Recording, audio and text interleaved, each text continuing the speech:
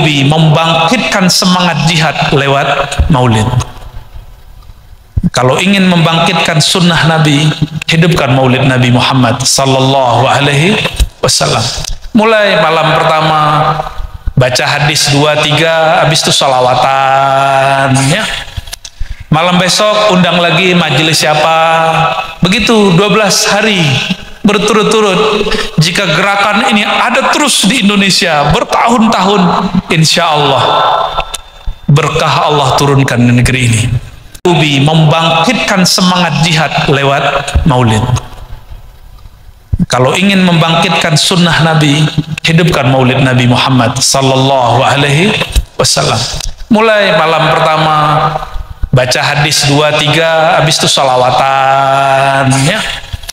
Malam besok undang lagi majelis siapa. Begitu 12 hari berturut-turut. Jika gerakan ini ada terus di Indonesia bertahun-tahun, insya Allah berkah Allah turunkan di negeri ini.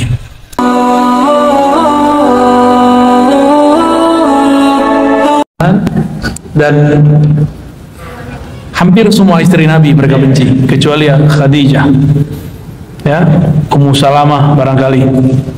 Jadi mereka benci sekali dengan sahabat-sahabat Nabi, bahkan kepada Aisyah. Dulu kalau disebut Syiah itu positif, tidak ada masalah. Di zaman dulu Syiah itu pengikut Ali, lawan Muawiyah, itu politik. Belakangan gerakan ini menjadi sebuah akidah. Maka ada beberapa zuriat Nabi protes kepada saya, semua Habib itu Syiah. Saya tanya, Syiah apa dulu? Syiah mahabbah pengikut Sayyidina Ali atau Syiah Rafidah? Saya tanya gitu. Kalau cinta Sayyidina Ali, maka semua kita Syiah. Ya nggak? Benar, antum cinta Sayyidina Ali kan? Kita semua cinta Sayyidina Ali. Tapi jika cinta Sayyidina Ali membenci sebagian sahabat, maka itu tidak termasuk Syiah yang kita maksud. Ya, jadi Syiah itu sebuah istilah politik yang kemudian berubah menjadi istilah agama. Karena ada politisasi agama. Ini yang bergawat nih di Indonesia mulai ini.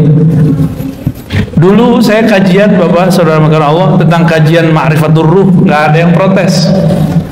Giliran saya ngisi di Kemenak, dicari-cari kesalahan saya. Ya, wah kayaknya emang ada yang nggak seneng kita buka ilmu ini. Jadi antum gak usah balas-balas ya, biarin aja ya. Ya. Jadi gak usah khawatir. Saya kemudian diperkarakan masalah Al-Ghaus, Al-Mahdi. Antum coba cek. Apakah pernah saya menaskan menyebutkan Al-Mahdi seseorang? Kan gak ada. Ada nggak di kajian saya? Hah? Pak Hashim ikut saya kan selama ini. Ini kemana-mana ikut ngaji sampai ke puncak saya diikuti. Pernah nggak saya mengatakan Al-Ghaus Al-Mahdi si fulan? Pernah nggak? Nggak ada. Justru saya mencintai semua ahlul bait karena saya khawatir nanti dari keluarga mereka keluar Al-Mahdi. Gitu. Cuma sekarang saya punya guru, mursyid saya banyak. Mursyid saya ini Thariqat Nasamaniyah, saya ngambil kepada Abu Hasan Basri, sudah wafat, dan anaknya Abu Darlis bin Hasan Basri, dan saya diijazahkan Naqsyabandiyah dan Samaniyah, Qadiriyah, Khalwatiyah. Itu ijazah dari mereka. Sebab mereka sudah wafat, ayah dan anak sudah wafat.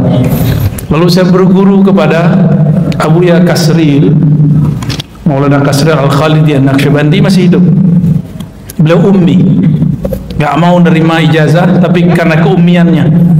Tapi kita paksa supaya tetap memimpin zikir karena kita butuh ilmu zikirnya. Adapun ilmu tentang baca kitab saya bilang biar saya backup. Masih hidup sekarang. Ada satu lagi yang ummi juga, Abu Masri namanya. Bukan orang Mesir Pak, tapi mukanya ke orang Mesir emang. Guru saya dulu Dr. Bashiri Abdul Mu'ti, ngajar juga di Darussunnah, ngajar di UIN juga dulu.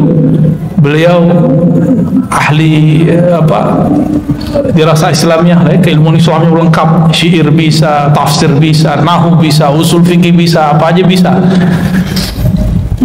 Mukanya mirip. Saya mikir jangan-jangan emang dia dari Mesir nih, keturunan dulu ya. Abuya Masri mengijazahkan saya juga Naqsyabandiyah Khalidiyah, Samaniyah Khalwatiyah Al-Qadiriyah.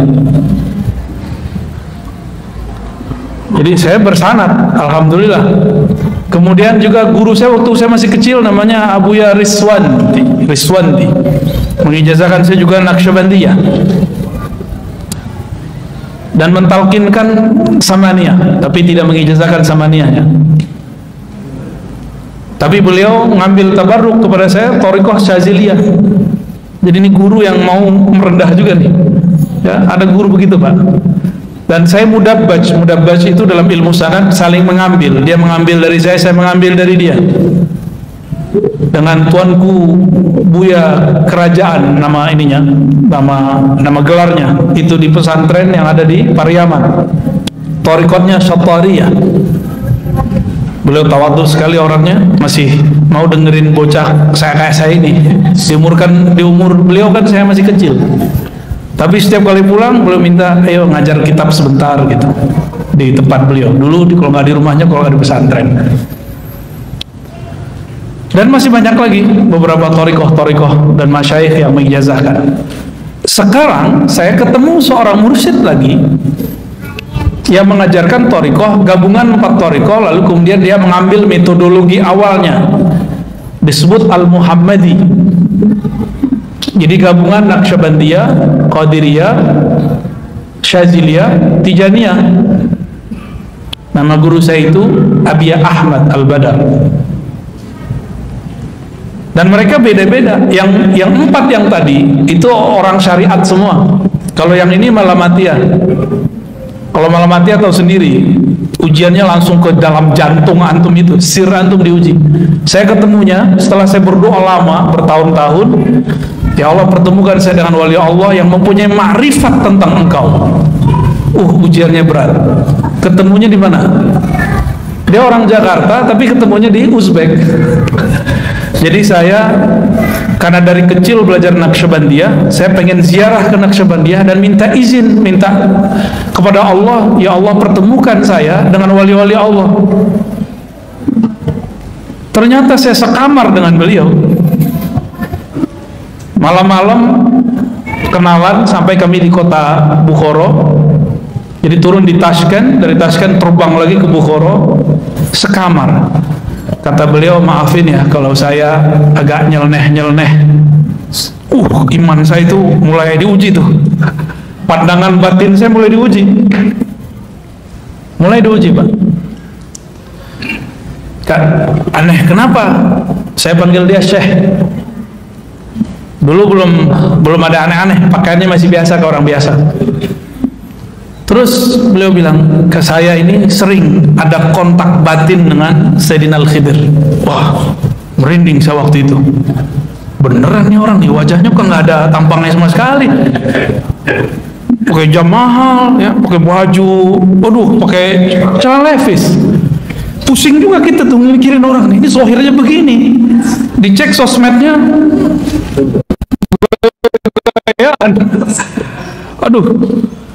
Terus saya kan karena khawatir tidak mau mengulangi kesalahan yang dulu diberitakan Allah dalam surat Al-Kahf. Itu bukan salah dosa tapi salah adab Sayyidina Musa. Sayyidina Musa ingkar gak ke Nabi Khidir? Ya, saya nggak mau mengingkari hal yang sama lagi. Maka saya dalam hati, ya Allah, jika ini benar, tolong kasih saya pertanyaan yang membuat dia tidak tersinggung. Maka saya bertanya, Syekh, kalau saya ketemu Nabi Khidir dalam batin, di ram rohani, itu cara taunya gimana? Itu bahasa halus daripada saya mau nanya gini ke dia, muka kayak kamu ketemu Nabi Khidir, tahu dari mana tuh Nabi Khidir gitu. Mau nanya begitu, tapi batin saya mengatakan tanya baik-baik, siapa tahu dia beneran. Maka saya bertanyalah, Syekh, kalau saya yang ketemu Khidir, Balia bin Mulkan, itu tahu benernya gimana? Langsung dia tunjuk dada saya, kamu kan punya sir dalam dirimu. Merinding saya ditunjuk begitu. Kamu punya sir dalam dirimu. Sirmu itu ada ruh di dalamnya. Ruh kenal dengan ruh. Sir kenal dengan sir. Di situ saya mulai berhati-hati dengan orang ini. Nggak boleh suzon sama sekali. Suzon lewat kita. Nah itu ceritanya. Maka selama pandemi saya dapat hadiah itu. Hadiah mulazamah, diminta beliau ngajar hikam di tempatnya. Jadi ceritanya saya diminta ngajar hikam di tempatnya. Ar-Razi bisa ngajar hikam nggak? Oh siap, saya ngajar hikam lah di sana. Waduh, saya diuji Pak. Ngajar hikam, orangnya main PS. Hikam kan mengajarkan berbaik sangka, benar nggak? Dia main PS, saya bisa nggak baik sangka sama dia? Selesai saya ngajar hikam, saya duduk bersama beliau, nemenin beliau main PS. Ternyata beliau ini satu napas nggak pernah lupa kepada Allah Subhanahu Wa Taala. Jadi ketika main segala macam, ada sirnya turun, diambil kertas, dia tulis. Saya mau nanya waktu itu, Syekh, ente tahu nama ruh, dalilnya mana? Ada nggak ulama terdahulu yang ngomong nama ruh? Jadi dulu saya termasuk meragukan nama ruh, ya, termasuk yang meragukan nama ruh. Dan itu kepala saya mau pecah Pak, mau ngomongin masalah nama ruh. Karena selama ini saya belajar thariqah, saya asli belajar thariqah dan dapat ijazah kemursidan. Beda dengan orang di luar sana yang anti dengan masalah ini, dia belajar thariqahnya cuma lewat kitab atau cuma baca rotib-rotib aja, nggak pernah suluk 40 hari, nggak pernah suluk sekian hari, nggak pernah ikut suluk tarekat apa. Saya ngikutin dan emang nggak ketemu dalam kitab-kitab yang pernah saya baca. Ternyata saya kurang baca kitab. Ada ternyata. Kata beliau, ente cari, lagi main PS. Ini orang nggak pernah nyantri Pak. Tapi dia bilang saya belajar kitab tasawuf bukan di sini, tapi di alam lain. Nah, kan pusing lagi kita. Selama ini saya kan tahu nama kitabnya Ghunyah, karya Syekh Abdul Qadir Jilani. Lagi habis main PS dia bilang, tutup. Kamu kalau ragu bab ruh, padahal saya nggak nanya Pak, cuma di hati doang. Kamu kalau ragu masalah ruh, cari kitab Syekh Abdul Qadir Jilani, buka kitab Al-Ghunyah. Kitab apa? Al-Ghunyah. Saya mikir kapan orang ini baca kitab Al-Ghunyah. Kitab itu saya udah punya, cuma nggak tahu waktu pindahan nggak ketemu. Saya beli lagi itu kitab. Bener, sekarang 2 eksemplar saya punya, ketemu lagi itu kitab. Jadi saya beli kitab itu seminggu setelah dari ketemu. Saya waktu itu datang sekali seminggu. Udah hampir khatam nggak ketemu-ketemu. Tambah shock di hati nih. Oh kayaknya nih asal tebak-tebakan doang nih. Tapi kemudian masih ada sisa 1/5 lagi belum saya baca. Tutuplah. Kirim dulu Fatihah ke Nabi Sallallahu Alaihi Wasallam. Al-Fatihah li ruhin Nabi Sallallahu Alaihi Wasallam. Lalu saya fatihain juga beliau yang bilang itu. Kalau ente benar nih pasti ketemu langsung nih. Bener, saya buka ketemu halaman itu langsung. Tapi ketika buka itu, saya udah bolak-balik belum paham juga. Baca balik. Bagian mana ya? Ulang lagi. Yang ketiga baru ketemu. Jadi ketika seseorang jadi murid, ya, ini ada orang jadi murid nih.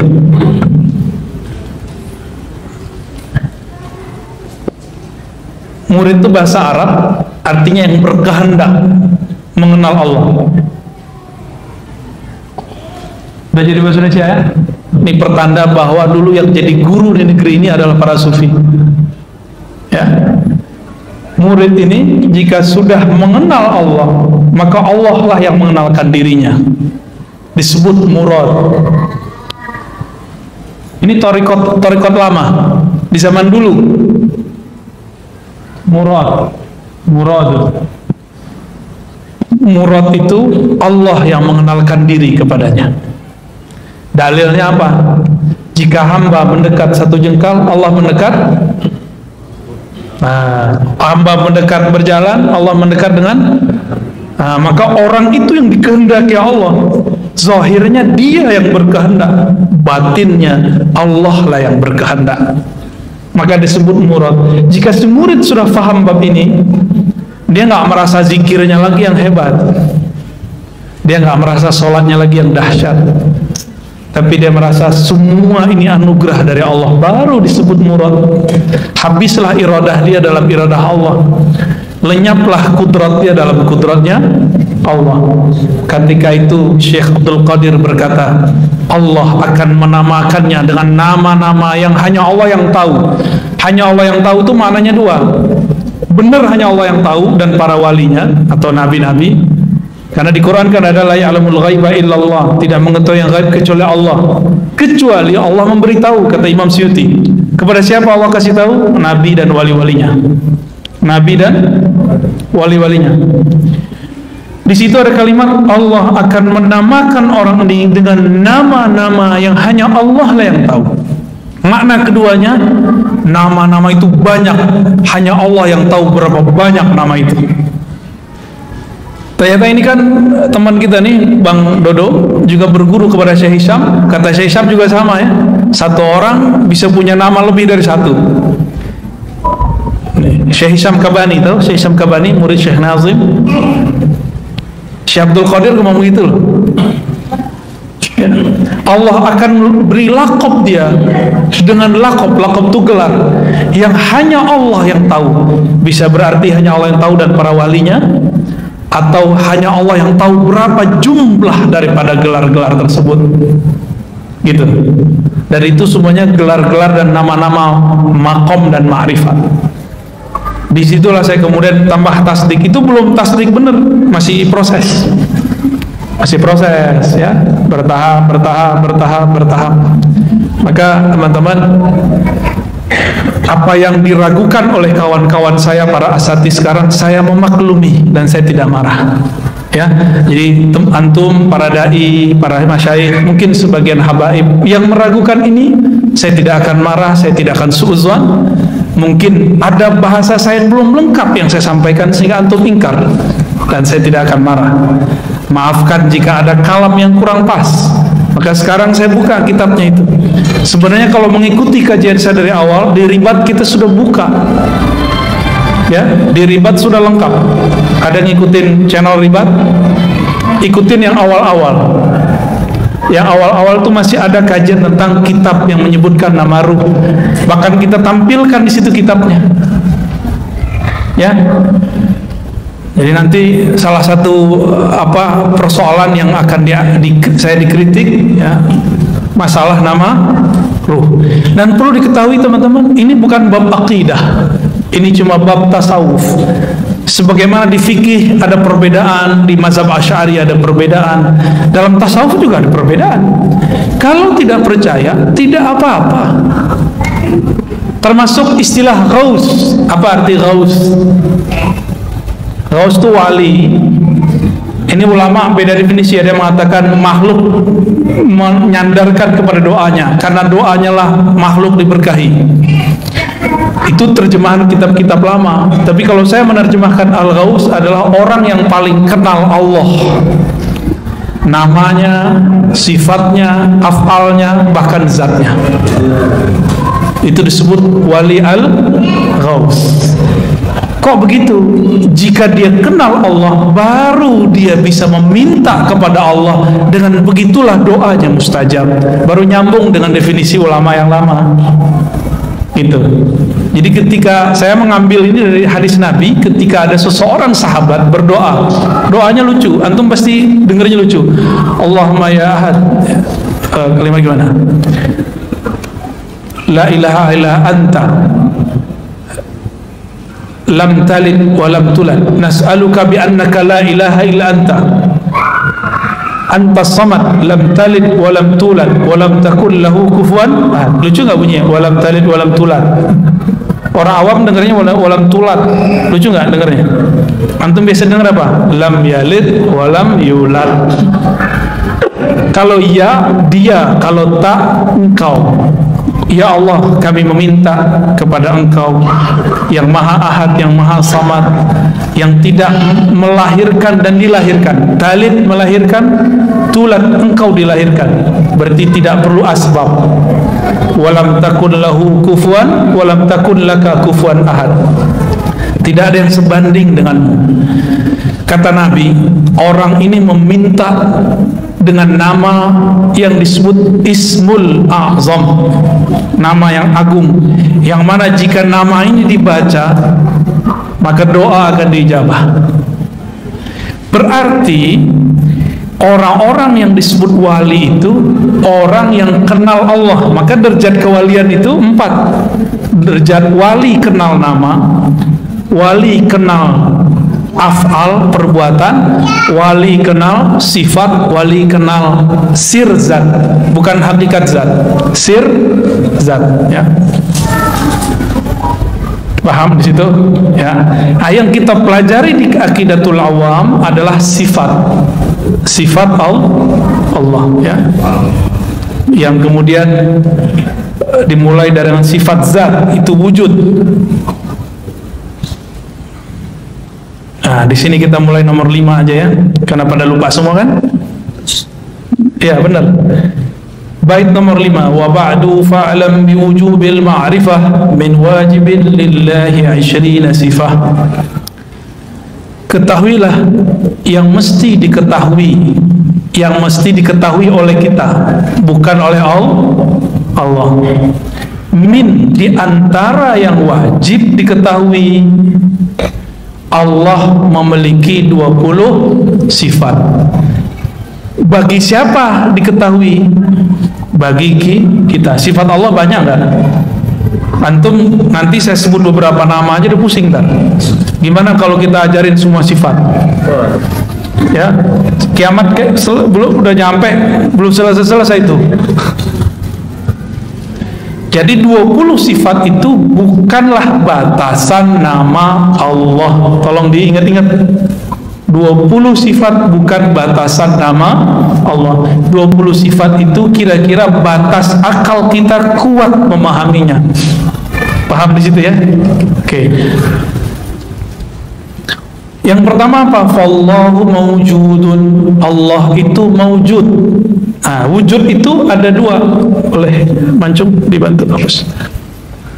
Fallahu mawjudun. Allah itu mawjud. Apa arti mawjud dalam bahasa Indonesia? Ada. Mawjud itu nama yang ada. Sifatnya disebut wujud. Maka kita sering menyebut wujud qidam, bukan Allah mawjud kan? Wujud qidam baqa.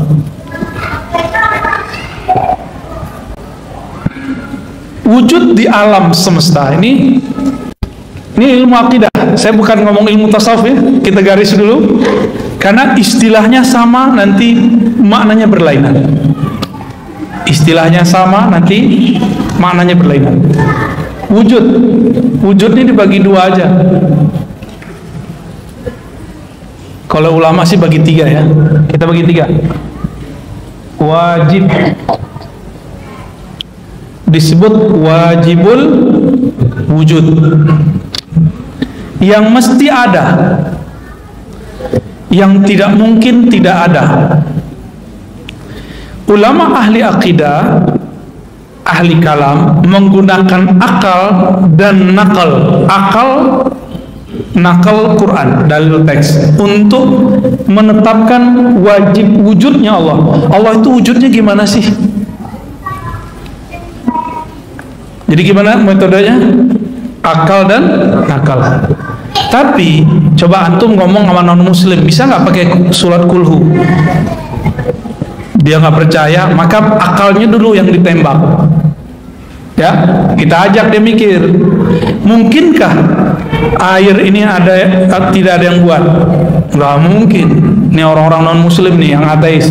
Mungkinkah masjid ini tiba-tiba terjadi aja? Dia pasti bilang nggak mungkin. Kita gedein lagi. Mungkinkah bumi ini tidak ada yang buat? Oh, nggak mungkin, mesti ada. Jika satu botol ini aja ada yang buat, masa alam semesta nggak ada yang buat? Makanya disebut wajibul wujud. Mesti ada. Mustahil tidak ada. Mustahil tidak ada. Itu kalau di matematika Negatif kali negatif, jadi apa? Itu yang disebut wajib. Wajibul wujud, yang wajib wujudnya, yang akal kita akan mustahil mengatakan dia tidak ada. Cuma akal hanya sampai mengatakan dia ada, titik gitu. Terusannya dia mesti menggunakan dalil-dalil Al-Quran dan Sunnah. Inilah kehebatan ahlul kalam. Perbedaannya dengan filsafat. Filsafat sampai kepada keyakinan bahwa alam ini ada yang mencipta. Karena filsafat itu dulu juga turunan ajaran para nabi, tidak seperti yang dikarang-karang oleh kelompok anti filsafat yang mengatakan filsafat ini buatan Aristo. Bukan. Filsafat itu dulu sudah ada semenjak zaman-zaman para nabi. Aristoteles dalam riwayat yang dinukil oleh Syahrastani adalah seorang murid yang terhubung kepada Nabi Sulaiman. Nabi Sulaiman nabi bukan? Gimana? Kira-kira mau anti filsafat? Ya? Kita cuma anti filsafat yang membuat kita mengingkari Allah gitu. Jika ada ya biarin aja. Tapi kita nggak butuh kok filsafat. Kita sudah ada ilmu akidah. Antum sudah punya ilmu akidah. Tapi kalau mau tahu, saya dosennya. Tapi juga dosen hadis. Lebih lama ngaji hadis, itu aja bedanya. Maka saya tidak menghadas-hadaskan filsafat, karena kita tahu hakikat filsafat itu apa. Nggak seperti yang dibayangkan mereka. Ya, ini wajib. Dan yang wajib wujud itu cuma Allah Subhanahu wa ta'ala. Ada wujud yang lain disebut mungkin.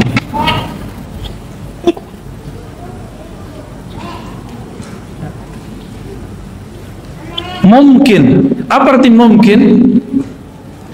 Bisa jadi ada, bisa jadi tidak ada.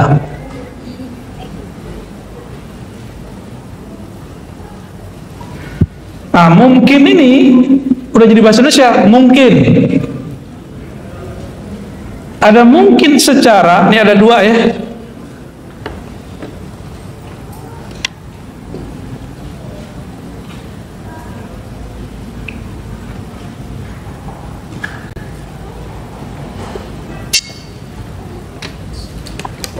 Eksak, gimana cara nulisnya? Kita sebut bahasa Arabnya aja. Tabi'i.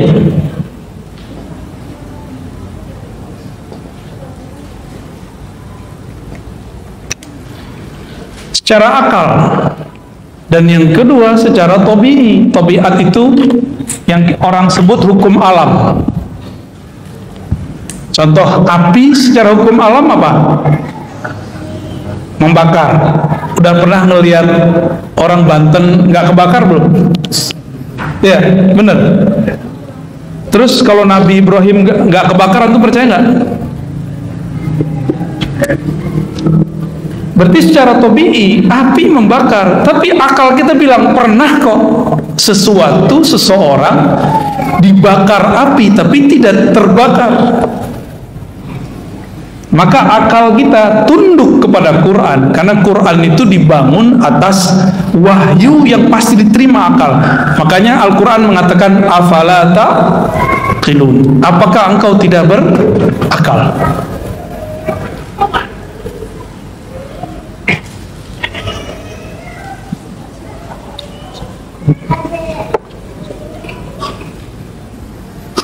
Jadi akal itu beda dengan logika.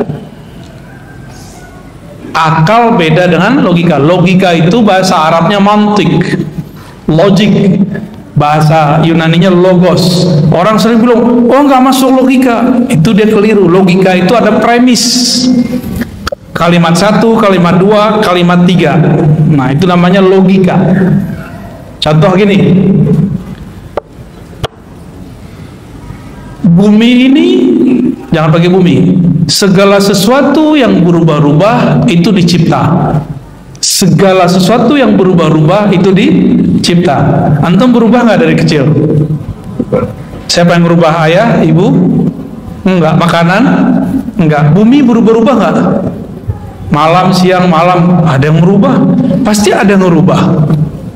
Segala sesuatu yang berubah dicipta. Bumi berubah-ubah, maka bumi pasti dicipta. Ini waktunya sampai jam berapa nih? Apa diundur azannya? Gimana pengurus? Cuma sekali sebulan doang nih. Ya, yang penting jamaahnya ada, ditakhir tapi jamaah. Nanti kita komat aja ya. Oke. Lagi nanggung kan? Secara kasat mata api membakar, tapi kejadian Nabiullah Ibrahim tidak dibakar. Maka akal harus mengatakan secara tabii api wajib membakar. Disebut dalam ilmu akidah hukum adi. Hukum adi itu kita sebut hukum adat, tapi adat dalam bahasa Indonesia beda dengan adat dalam bahasa Arab. Ada itu artinya yang berulang-ulang. Ayah dari guru saya Syekh Muhammad Salih Ramadan Al-Buti mengatakan, karena setiap hari kita melihat api membakar kertas, membakar rokok, maka kita mengatakan api pasti membakar. Maka disebut hukum adi. Adi sesuatu yang berulang. Coba air yang mengenyangkan, air yang menyegarkan, nasi yang mengenyangkan. Karena setiap pagi selesai kita sarapan, kita kenyang. Benar ya? Setiap pagi, maka kemudian kita berkesimpulan bahwa airlah yang menyegarkan, nasilah yang disebut hukum. Sedangkan ini disebut hukum akli.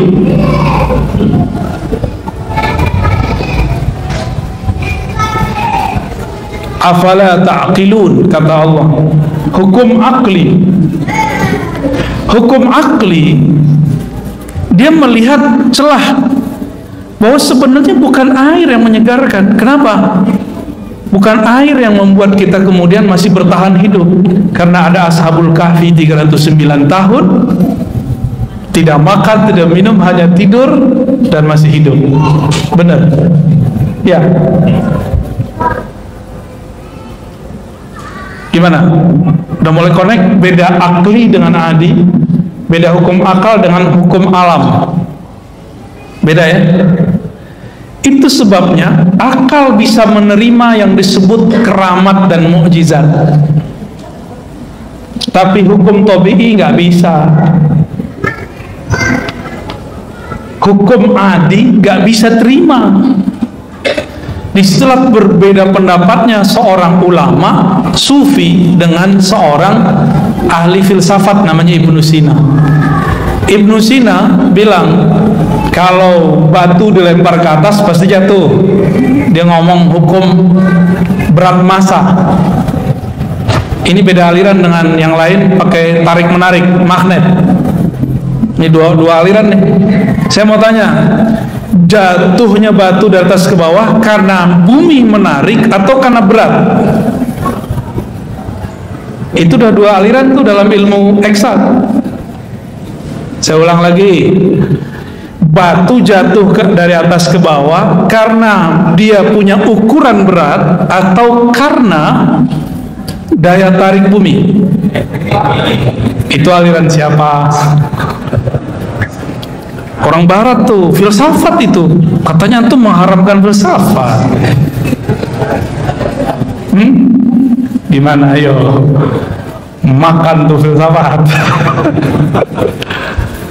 Dan lucunya banyak kawan-kawan saya kedokteran kok terjebak mengharamkan filsafat. Padahal kedokteran itu adalah bagian dari ilmu filsafat terapan. Cara buat obat itu kalau nggak pakai ilmu filsafat nggak jadi. Senyawa ini kamu ini, maka ini itu hukum filsafat, itu namanya logika. Ada rumus-rumus yang disebut hukum konstan. Itu adalah kaidah falsafah tapi terapan. Dulu ilmu terapan itu dianggap ilmu hina. Oleh karenanya Jelinus, orang yang jenius, ahli kedokteran, tidak lebih terkenal daripada Aristoteles. Pusing lah antum ya dengan nama-nama tadi. Ini gimana nih? Kata si Sufi, nih saya lempar nih batu, gak turun-turun pak batunya. Dilempar batu gak turun-turun, nyangkut di atas. Dilihat, oh iya gak turun. Tapi Ibnu Sina orangnya, dia pendiriannya di sini. Apa kata dia? Secara hukum alam, batu mesti jatuh ke bumi. Tapi karena engkau mempunyai kekuatan yang dititipkan Allah kepada dirimu, engkau bisa menahannya. Wah, disitulah saya mulai jatuh cinta kepada Ibnu Sina dan tidak lagi mengkafirkan dia, meskipun ada pandangan yang mesti dikoreksi. Orang terdahulu ini kan mereka menemukan satu pengetahuan yang mesti kita kembangkan sekarang. Bukan berarti yang dulu harus begitu, enggak. Mereka juga berbicara ilmu yang sebelum mereka enggak ada. Makanya saya sekarang dengan kawan-kawan beberapa mengajak, ayo, ini definisi di kitab belum selesai, ya kita selesaiin. Ini kaidah di kitab sudah banyak yang berubah faktanya, mari kita tambahkan kaidah-kaidah baru. Karena kaidah-kaidah yang kita baca di kitab-kitab lama itu cocoknya adalah untuk masa sebelum ada internet. Ya, itu yang kita ajak kawan-kawan ya. Secara akal, maka nanti dibagi lagi, ada wajib akli, ada mustahil akli. Mungkinkah alam ini ada tanpa pencipta? Akal bilang apa? Ini tab, ini mic ada dengan sendirinya, bisa nggak? Mungkin nggak? Maka teori-teori evolusi sulit diterima. Ya, sulit diterima. Kausalitas, makanya saya sering nanya dulu, masih ingat gak? Ayam dari telur atau telur dari ayam, masih ingat? Tuh pada pusing kan? Ada yang bilang ayam dari telur, siapa? Angkat tangan. Ayam pak, angkat tangan. Ayam dari telur atau telur dari ayam? Tuh, diulang lagi kan? Jadi yang benar gimana? Saya punya ayam waktu di kampung. Saya lihat ayam keluar dari telur. Tapi telur keluar dari ayam. Pusing gak? Maka mesti ada yang bukan ayam, bukan telur, yang menciptakan ayam dan telur. Itu akal ngomongnya begitu. Bukan ayam yang menciptakan telur, bukan telur yang menciptakan ayam. Nah, itu ada lagi namanya dalam ilmu mantik, daur, muter-muter kan, ada orang suka muter-muter, ayam dari telur, telur dari ayam, gitu aja terus. Orang kalau sudah paham bab akli, maka dia akan kuat berpikirnya. Bagaimana dengan hukum nakli, dalil teks? Itu bagi orang yang sudah paham akli, maka gampang mencerna dalil teks, dalil nakli. Jangan langsung dicokokin teks, nanti pokoknya begitu jadinya. Gak ada berpikirnya. Pokoknya di Quran begini, haram. Ya, itu gak mikir. Allah nyuruhnya mikir. Ya. Jadi wujudnya Allah itu disebut wujud wajibul wujud. Ya. Selain Allah disebut dengan alam dalam ilmu akidah. Kalau dalam ilmu tasawuf itu beda lagi istilahnya. Ya. Kalau dalam ilmu tasawuf kullu ma siwallah batil. Selain Allah batil. Tapi dalam ilmu kalam, ilmu akidah, selain Allah disebut alam. Alam dicipta. Tapi ingat, ini kaedah dibuat oleh akal. Dan setiap kaedah yang dibuat akal mesti ada pengecualiannya. Likulli qaidatin mustasnayat. Setiap kaedah mesti ada mustasnayat, pengecualiannya.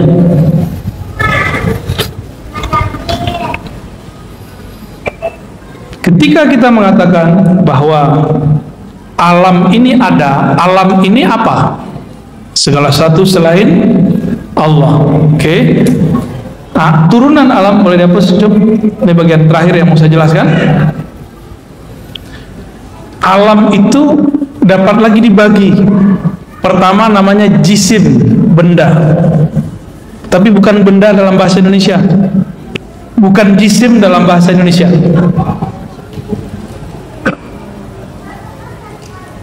Alam itu mungkin.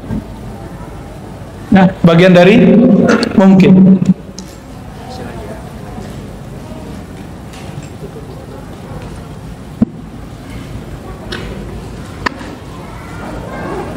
Ini istilahnya, Pak.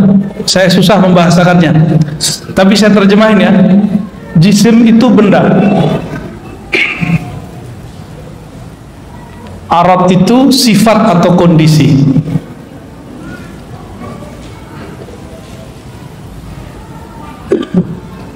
Ini terjemahan paksaan ya. Sampai hari ini belum ketemu terjemahan yang pas.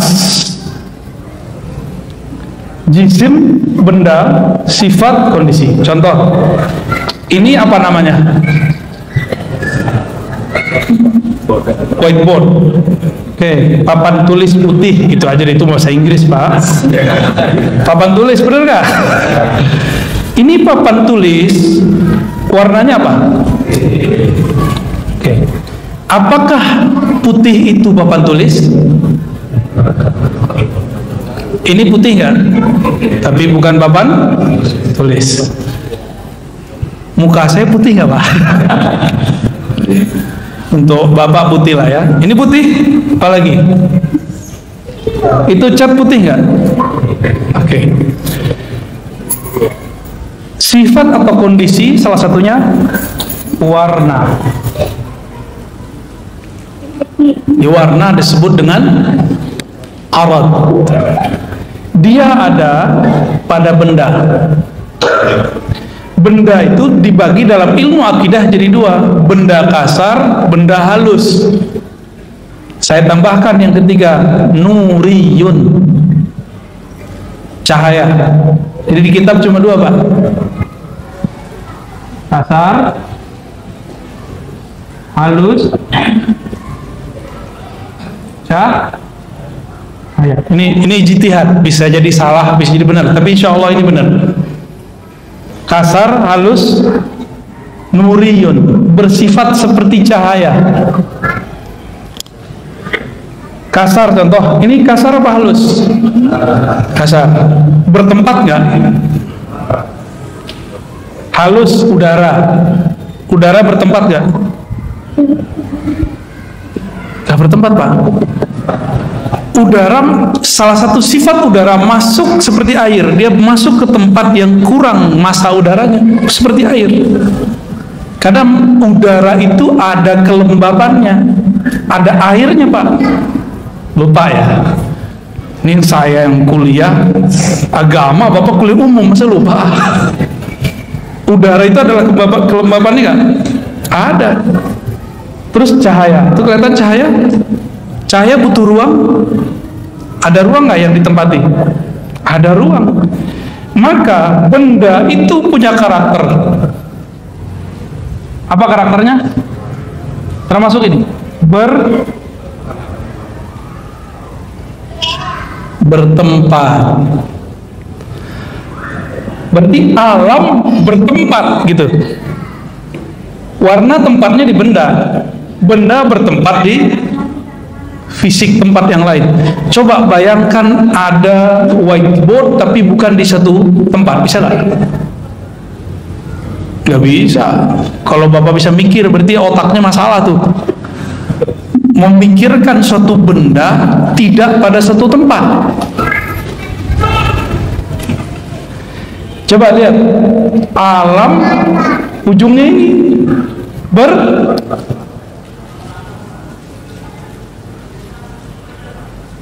itu maksud kajian kenapa dipisah jadi dua, ya? Kenapa ini dipisah? Karena Allah bukan alam, maka Allah mustahil bertempat. Kalau faham ini baru beres baca Ar-Rahman 'alal 'arsy istawa. Allah bersemayam di atas aras, bukan menempatinya. Cukup katakan bersemayam, selesai.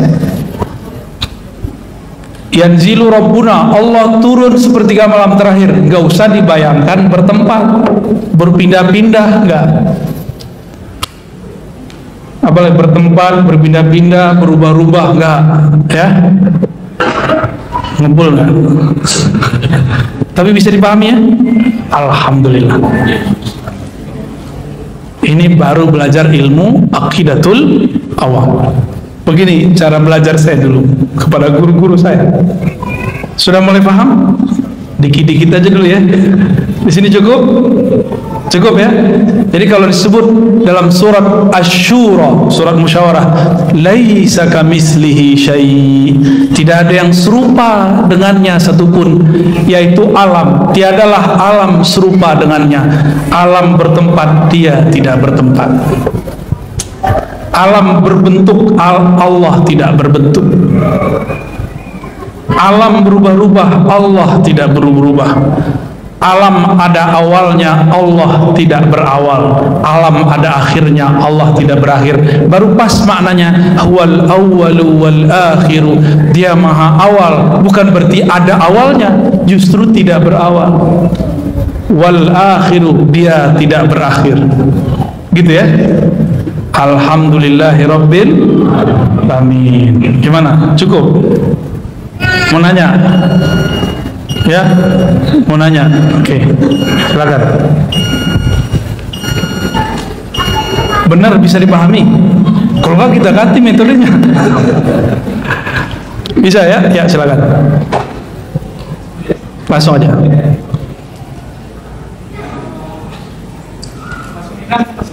Indonesia aja, karena ini orang Indonesia.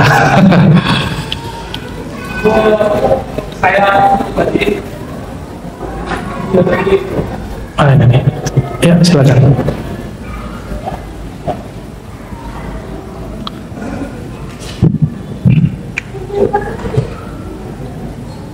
Assalamualaikum warahmatullahi wabarakatuh.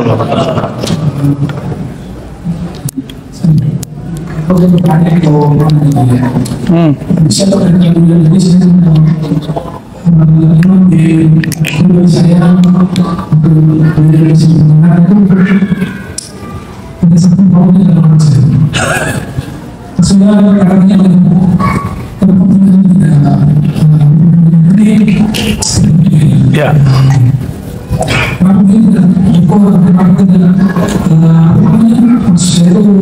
Menolak. Ya, betul.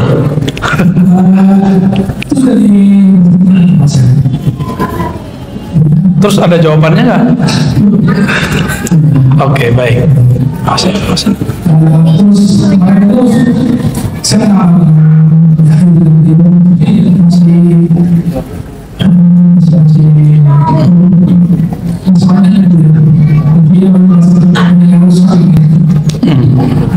mungkin secara perkataan tidak bisa yang mesti beramal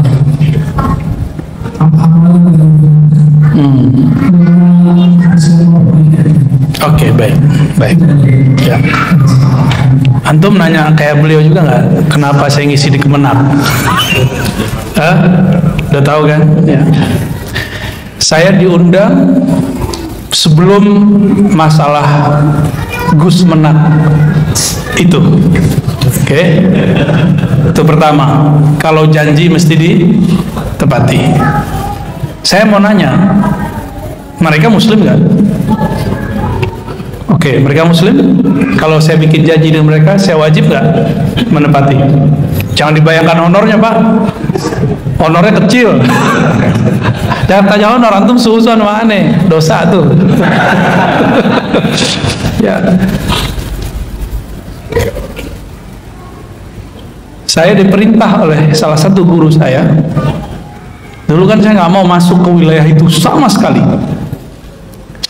Kalau tidak ada di antara kita yang berdakwah di kalangan umarah, maka nanti ada kelompok ekstrim yang akan masuk.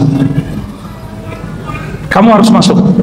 Maka saya katakan labbaik ya syekhi, baik tuan guru, saya terima mandatnya. Maka mulailah, habis itu besoknya itu ada orang dari Kemenak undang saya dan saya terima.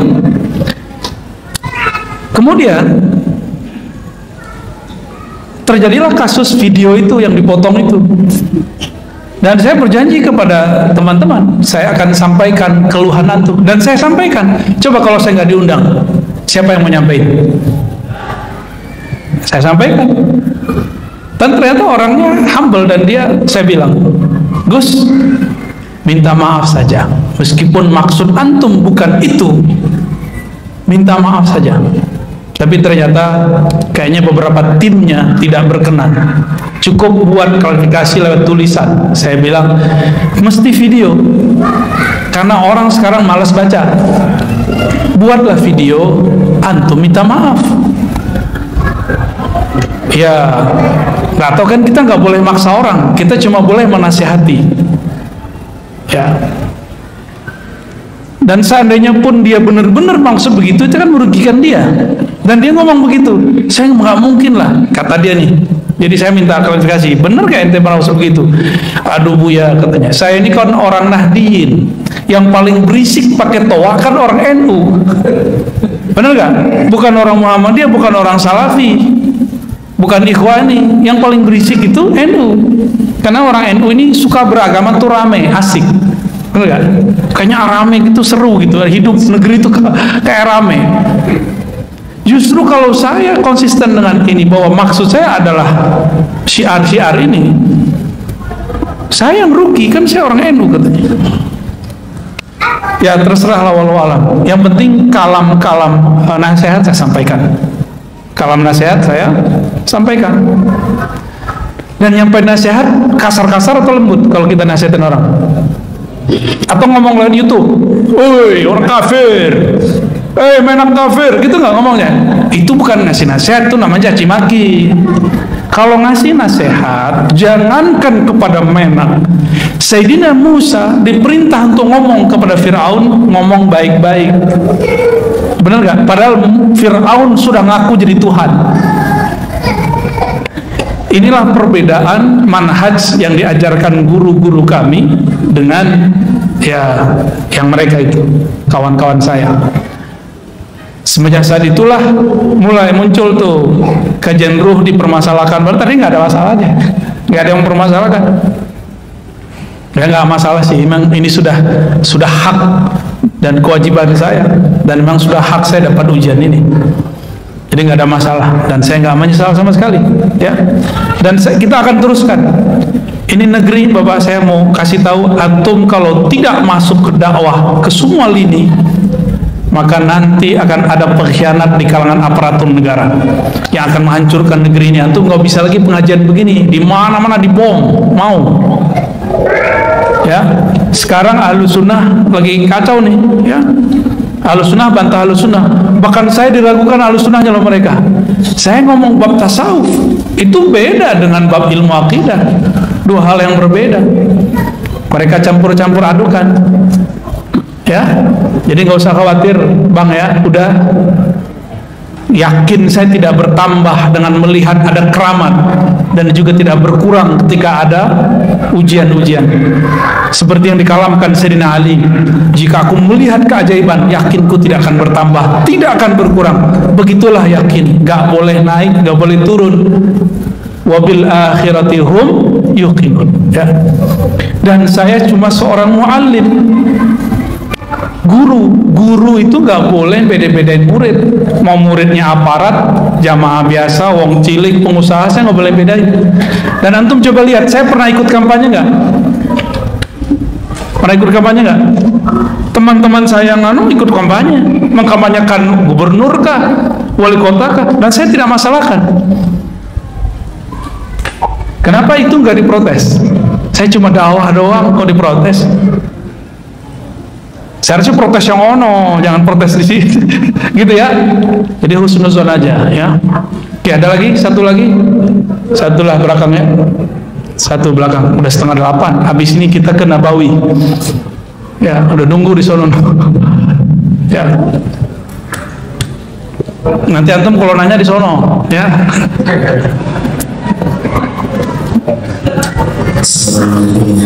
Assalamualaikum. Saya mengatakan bahwa daripada konsep Merdeka Lestari yang selalu bersikap kuasa dia tengah-tengah adalah konsep asal. Mohon beliau gambarkan konsep tersebut dengan ibarat yang mudah dipahami bagi para kalangan bersama. Baik. Assalamualaikum. Ini 12 SKS nih. Tapi saya kasih yang clue yang mudah ya, insya Allah ya. Coba angkat tangannya semua. Itu antum yang angkat, Pak Allah yang angkat? Hah? Siapa yang angkat? Sadar nggak ngangkat tangan tadi? Kesadaran itu disebut kasab.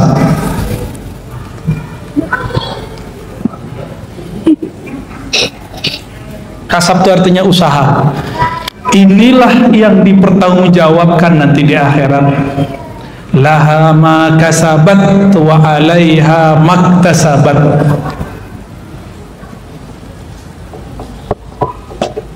Paham? Gampang ya? Jadi Nabi Khidir ketika bunuh anak kecil itu nggak pakai kasab dia. Dia bukan lagi dia, gitu. Tapi dia, nah, pusing tuh. Hanya ilmu tasawuf yang bisa menjelaskan. Ilmu ini nggak bisa. Maka ilmu kalam ada batasnya. Oke? Mudah dipahami? Coba antum ngelirik seorang cewek yang muka aurat, matanya ngelirik, atau matanya ditarik oleh orang itu. Siapa yang salah? Mata kita yang melirik. Kita melirik dia, itu disebut kasab. Itu yang kita tanggung jawab di hadapan Allah nanti. Oke? Sudah paham? Nah, ini versi gampangnya. Kalau versi sulitnya nanti ada namanya Jabariyah, ada Qadariyah, ada Ikhtiar, ada Qudrah, ada Irada, ada Kun, ada Fayaqudh, macam-macam. Iya, pecah tar kepalanya. Pelan-pelan Pak ya, karena ilmu ini mesti saya suapin pelan-pelan. Karena ilmu ini dulu adalah santapan santri di pesantren, santapan mahasiswa di kampus. Sekarang saya turunin karena saya anggap masjid ini pesantren terbuka. Jadi kalau antum disebut saya santri siapa? Santri terbuka, bukan santri kilat. Baginda Nabi Muhammad sallallahu alaihi wasallam, semua ahli Badar, semua sahabat-sahabat Nabi, semua para nabi dan rasul, semua ulama-ulama kita, masyayikh-masyayikh kita, baik yang hidup ataupun yang sudah wafat. Al-Fatihah. A'udzubillahi minasyaitonir rajim. Bismillah. Alhamdulillah. Iyyaka na'budu wa iyyaka nasta'in. Shiratal ladzina an'amta 'alaihim ghairil maghdubi 'alaihim. Puji syukur kepada Allah karena gerak darinya lah kita berkumpul pada siang ini. Masih pagi ya? Pagi menuju siang. Dan kita berkumpul ini niatnya cuma satu. Mengenang, merindui baginda Nabi Muhammad sallallahu alaihi wasallam. Rindu yang tidak pernah bertepuk sebelah tangan adalah rindu kepada Rasulullah sallallahu alaihi wasallam. Maka rinduilah dia, sebutlah namanya sesuka hati. Dia akan langsung menyebut nama kita. Tapi lain seperti Pak MC tadi, cemburu. Ya, nah ya. Oh, ini lebih sahih ini. Ya. Oh, berarti cemburunya udah beres.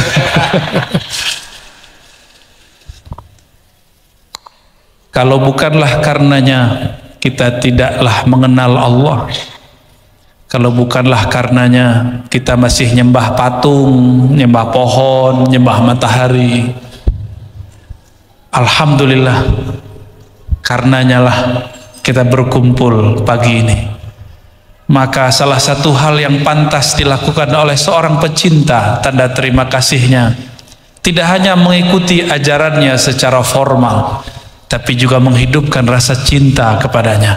Maka dalil maulid bukan A, B, C, D. Dalil maulid kalimat yang ada di situ mahabbah, cinta kepada Rasulullah sallallahu alaihi wasallam. Kita tidak menuduh orang yang tidak maulid tidak cinta, tapi mungkin cara mencintainya berlainan. Meskipun mereka menganggap kita ini pembid'ah, tidak masalah. Para pecinta yu'mi wa yusim, telinganya akan ditulikan dari kata-kata negatif, pandangannya akan dia butakan dari objek-objek yang buruk. Cinta sama Rasulullah sallallahu alaihi wasallam, ya sudahlah, biarin aja orang ngomong bid'ah, kita kan punya dalil sendiri. Ya, Bapak Wakil Bupati yang dimuliakan Allah, semoga dianugerahi amanah dan keadilan di dalam kalbunya. Umara kalau mau jadi wali, wiridnya dua itu, amanah adalah, amanah keadilan, itu wiridnya. Kalau wirid kami ngaji kitab, baca aurat, baca zikir, khataman. Tapi wiridnya para umara, siapapun yang berkhidmat memimpin negeri ini, semua perangkatnya sampai ke Pak RT-nya, semoga diberikan amanah dan keadilan, amin ya rabbal alamin. Dan saya melihat kayaknya Pak Wabub nih juga santri nih, nyebut kitab-kitab fasih bener ya, ngalah-ngalahin saya nih. Beberapa waktu lalu saya dihubungi oleh sahabat saya, Ajengan Dadan, ya, barakallahu fikum. Beliau dengan rendah hati mau datang ke tempat kami. Ternyata ini menjadi awal silaturahim kami ke negeri Jawara. Ini Jawara hakiki apa Jawara kependekan ini? Jadi takut kesini nih ntar nih. Apa Jawa? Gitu deh ya. Semoga sesuai dengan doanya, amin ya rabbal alamin. Saya bawa kitab, meskipun hadisnya sudah sering dibaca, cuma ingin dapat berkahnya, ya, mohon disimak. Bismillahirrahmanirrahim. Ini kitab Imam Al-Baihaqi. Qala akhbarana Abu Bakar Ahmad bin Hasan Al-Qadhi, mengajarkan kepada kami Imam Abu Bakar Ahmad bin Hasan Al-Qadhi. Ini ahli hadis, dulu nggak bisa langsung ke Rasulullah. Setiap kali menyebut hadis mesti menyebut nama gurunya. Maka zikru asma'i syuyukh minas sunnah, menyebut nama guru itu sunnah. Walaupun orang yang ngaku sunnah hari ini mengatakan tidak ada kata guru, langsung kata Allah dan Rasulnya.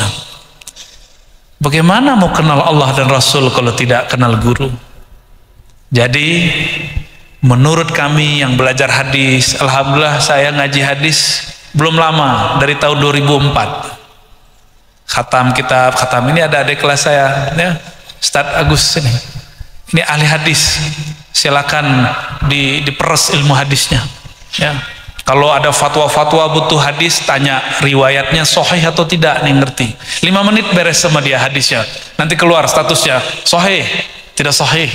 Insya Allah. Khatam itu 4 hadis, 4 kitab, 6 kitab malah.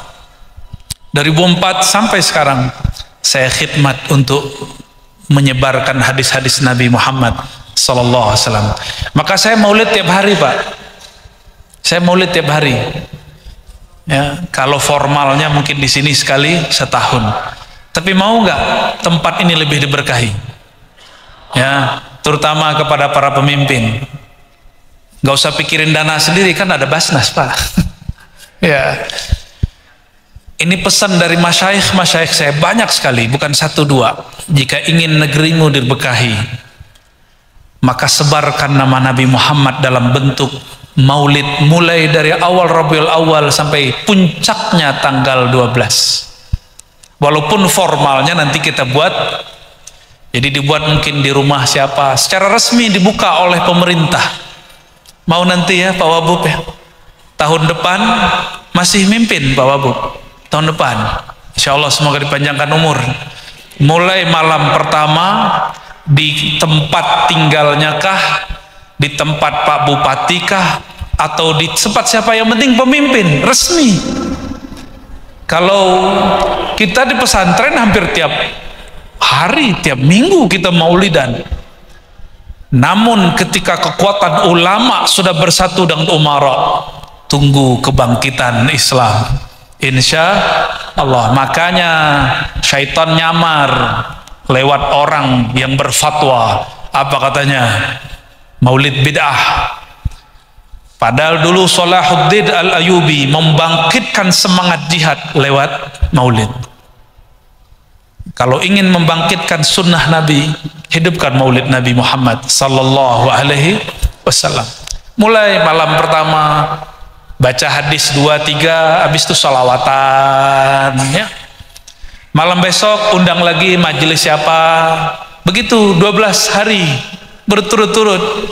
Jika gerakan ini ada terus di Indonesia bertahun-tahun, insya Allah berkah Allah turunkan di negeri ini. Karena tidak ada satu tempat yang disebutkan nama baginda Nabi Muhammad SAW kecuali tempat itu berbangga karena turun rahmat di sana. Coba dengarkan hadis Sayyidina Ali. Ini baru saya baca satu nama guru nih ya, udah ingat macam-macam. Kata Sayyidina Ali, hadis Imam Tirmizi, hadis imam yang lain banyak. Tidaklah kami melewati pegunungan, pepohonan, perkebunan bersama Rasulullah sallallahu alaihi wasallam illa wa yusallimu alaihi, kecuali mengucap salam kepadanya dan mengatakan assalamu alayka ya nabiyallah, assalamu alayka ya Rasulullah, atau kalam yang tadi sallallahu ala Muhammad. Itu semua itu batu lebih keras dari kita, tahu Nabi lewat. Bebatuan menyambut Nabi, pohon nyambut Nabi, Nabi lagi lewat, onta nyambut Rasulullah SAW. Cuma sayangnya onta yang diadukan masalah perut. Walaupun itu boleh, cuma nggak elok. Masa kualitasnya kualitas onta? Mau bertemu Rasulullah, jangan adukan masalah duniawi, adukan nasib kita di akhirat. Dunia ini sudah dijamin oleh Allah. Ini pesan Imam Munattaillah Sekandari, arih nafsaka minat tadbir. Kamu gak usah berat-berat mikirin dunia, udah dijamin. Kerja aja, ambil asbabnya, Allah mudahkan. Yang hendak kamu pikirkan bagaimana matimu nanti. Maka kalau bertemu mimpi ketemu Rasulullah, kalau ada kesadaran minta, wahai Rasulullah, izinkan aku dapat syafaat sebelum wafat. Izinkan aku dapat syafaat ketika masuk kubur, ketika dibangkitkan, ketika dihisab, ditimbang sampai tembus ke sirat, sampai masuk surga. Amin ya rabbal alamin. Jangan yang cetek-cetek kalau ngadu sama Rasulullah. Walaupun itu dibolehkan secara hukum, tapi secara adab kurang keren. Nih saya mau tanya nih ke Pak Wabub nih. Kalau ada orang datang, mau nih kiai datang bawa proposal, tiap kali datang bawa proposal, nyaman nggak Pak Wabu? Nggak nyaman. Nih bocoran nih ya. Padahal tadi nggak pernah cerita. Nggak nyaman. Rasulullah nyaman-nyaman aja, cuma Rasulullah itu lebih nyaman dengan Abu Bakar As-Siddiq. Yang ada Abu Bakar nyerahin semua hartanya untuk perjuangan Nabi, bukan minta kaya kepada Nabi. Sekarang kan dibalik, majelis-majelis maulid diramaikan dengan gombal-gombal hebat. Ya boleh, gak apa-apa. Hadis maulid, utang terbayar, gak apa-apa. Cuma gak keren ente begitu. Sayyidina Umar menyerahkan setengah hartanya, tapi melihat Abu Bakar semua, dia pulang lagi, dia ambil semua offsetnya.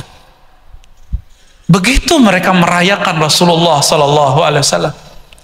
Justru mereka berhabis-habis untuk Rasulullah, bukan malah menjual nama Nabi atau menggunakan nama Nabi untuk kepentingan pribadi, untuk kekayaan materi. Itu baru umat Muhammad sejati. Ring 1, 2, 3 kita di belakang mereka nanti. Ya, kalau enggak nanti ya mungkin bareng-bareng sama itu onta. Mau begitu? Boleh, para kiai bilang sholawat nyembuhin badan, betul, tapi itu bukan tujuan. Ini kita mesti mendewasakan umat, Pak Kiai. Sepakat Pak Kiai ya? Kita dapat ijazah banyak, wirid-wirid, biar kaya, terbayar utang. Tapi yang ijazahin saya nggak kaya-kaya Pak. Ya, oh ternyata beliau levelnya sudah nggak begitu. Cuma karena kita minta ijazah-ijazah begitu dikasih juga. Bagi beliau menyebut nama Rasulullah itu sudah kaya. Itu sudah kaya. Wa Abu Sa'id Muhammad bin Musa ibn Fadl, beliau berkata, qala akhbarana Abdul Abbas Muhammad bin Ya'qub, qala hadatsana Muhammad bin Ishaq as-Saghani, qala hadatsana Mu'az bin Hani, qala hadatsana Ibrahim bin Tahman, qala hadatsana Budail bin Maisarah an Abdullah bin Syaqiq an Maisarah al-Fajr qala qultu ya Rasulullah. Sahabat Nabi namanya Maisarah. Maisarah ini bukan perempuan ya. Maisarah nama laki-laki dulu. Ya. Kalau di Indonesia ya, sebenarnya nama ini boleh laki, boleh perempuan. Ada juga seperti Hafaz, itu boleh laki, boleh perempuan. Ada juga Khuzaimah. Khuzaimah itu boleh laki, boleh perempuan. Kalau Dadan gitu ada nggak perempuan? Nggak ada ya. Kalau Agus gitu ada nggak? Nggak ada ya. Maaf Pak Wabub ya. Karena Pak Wabub pernah nyantri, tahu loh canda-candanya Kiai, tahu ya. Maisarah al-Fajr bertanya, wahai Rasulullah, mata kunta nabiyya. Di riwayat Imam Tirmizi, Abu Hurairah berkalam, qalu ya Rasulullah, mereka para sahabat bertanya. Berarti Abu Hurairah nggak dekat Nabi waktu itu, agak jauh. Seperti ini orang rame, tiba-tiba ada satu orang nanya. Abu Hurairah nggak lihat, cuma kedengaran suaranya. Wahai Rasulullah, mata kunta nabiyya, kapan engkau jadi nabi? Oleh Abu Hurairah kedengaran. Beliau ini kan wali, santri pojokan Abu Hurairah. Khidmat. Abu Hurairah itu khidmat, tinggalnya di masjid. Beliau merasa nggak berhak duduk di dekat-dekat imam, dekat sahabat Abu Bakar, Umar, Utsman, Ali. Dan Abu Bakar ini kayak kita santri yang pernah nyantri. Kalau Pak Wabu pernah nyantri, walaupun duitnya banyak, orang tuanya kaya, jika ada yang bawa makanan, berebut nggak? Nikmat jadi santri itu. Yang nggak pernah jadi santri, ya salam ya. Itu bukan menyedihkan Pak, itu indah. Ada yang bawa rambutan, udah busuk-busuk, berebut kita. Nikmat, alhamdulillah, karena ada barakah fil jamaah. Abu Hurairah dengar, cuma dengar. Maka Abu Hurairah dalam hadis Imam Tirmizi mengatakan, qalu, ada orang berkata, mereka berkata, wahai Rasulullah, kapan engkau jadi nabi? Ternyata oleh Imam Baihaqi ditemukan riwayatnya dari Abdullah bin Syaqiq, dari Maisarah al-Fajr. Orang yang nanya siapa? Maisarah. Ada namanya Maisarah? Ada namanya Maisarah? Sarah ada nggak? Maisarah al-Fajr. Pertanyaannya berat. Ini pertanyaan kelas intelektual, spiritual. Jadi ini bukan sahabat seperti tadi, onta datang urusan perut. Ini sahabat nggak nanya begitu. Nggak seperti sahabat Badui datang ke Nabi nantang, kalau ente betul Rasulullah, pindahin ke pohon, panggil pohon. Itu orang Badui. Ini bukan Badui. Orang Badui tidak terpelajar, tapi mereka cinta kepada Rasulullah SAW. Sedangkan ini dia terpelajar. Orang-orang terpelajar di zaman itu penasaran, hakikat Nabi itu siapa sebenarnya? Kapan beliau jadi nabi? Kok namanya sudah ada di kitab-kitab terdahulu? Salman Al-Farisi itu umurnya panjang, umurnya lebih dari 200 tahun. Imam Zahabi menyebutkan dua riwayat, 350 tahun, 250 tahun. Kalau 300 kepanjangan, ketuaan, saya ambil yang paling kecil, 250 tahun. Pernah beragama Majusi, pernah jadi Yahudi, mempelajari kitab Yahudi, bukan jadi Yahudi, dan pernah mempelajari Bible. Apa kata Salman Al-Farisi?